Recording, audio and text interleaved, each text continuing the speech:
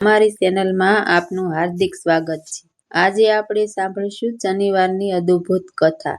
શું તમે પણ ક્યારે જાણ્યું છે કે શનિવારનો દિવસ હનુમાનજીનો છે કે શનિદેવનો છે? તો આવો આપણે સાંભળીએ આ રસપ્રદ અને અદ્ભુત કથા। એક વખત દેવતાઓ અને ઋષિઓ વચ્ચે ચર્ચા ચાલી। એવી ચર્ચા ચાલી રહી હતી કે નવગ્રહમાં સૌથી કઠોર અને ન્યાયી કોણ છે? ત્યારે બધા એમ કહેવા લાગ્યા કે શનિદેવ સૌથી ન્યાયના દેવતા છે। તેઓ માણસને તેના કર્મ પ્રમાણે ફળ આપે છે। શનિદેવનો જન્મ સૂર્યદેવ અને છાયા માતાના ગર્ભથી થયો હતો। જન્મથી જ તેઓ તપસ્વી અને ગંભીર સ્વભાવના હતા। તેઓ હંમેશા ભગવાનની ભક્તિમાં લીન રહેતા હતા। એક વખત શનિદેવ પૃથ્વી પર ફરતા હતા ત્યારે તેઓએ એવું વિચાર્યું કે લોકો મારી દ્રષ્ટિથી કેમ ડરે છે?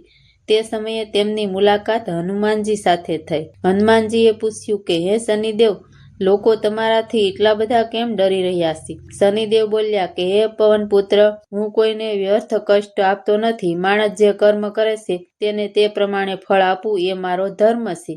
પછી શનિદેવે હનુમાનજીની શક્તિ અને ભક્તિની પરીક્ષા લેવાની ઈચ્છા કરી, પરંતુ હનુમાનજીની ભક્તિ તો અદ્ભુત પરાક્રમ જોઈ શનિદેવ પણ પ્રસન્ન થઈ ગયા। ત્યારે શનિદેવે વચન આપ્યું કે જે કોઈ ભક્ત હનુમાનજીની સાચી ભક્તિ કરશે ને તેના પર મારી કઠોર દ્રષ્ટિ ઓછી થઈ જશે અને હું તેના પર હંમેશા કૃપા કરીશ। એથી જ આજે પણ ઘણા લોકો શનિવારે હનુમાનજીની પૂજા કરે અને શનિદેવને તેલ અર્પણ કરે છે। આથી કહેવામાં આવે છે કે શનિવારનો દિવસ તો શનિદેવનો પણ છે અને હનુમાનજીનો પણ છે।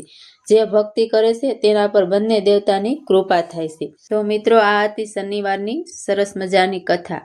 જો તમને કથા ગમી હોય તો વિડીયોને લાઈક આપી દેજો, સરસ મજાની કોમેન્ટ કરજો। ચેનલમાં જો તમે નવા પહેલી વાર આવ્યા હો તો સબસ્ક્રાઈબ કરવાનું ન ભૂલજો। શનિદેવ અને હનુમાનજી તમારા ઉપર કાયમને માટે કૃપા વરસાવે એવી પ્રાર્થના। ફરી મળશું આપણે નવી વાર્તા સાથે। ત્યાં સુધી બધાને જય હનુમાનજી, જય સિયારામ, જય શનિદેવ।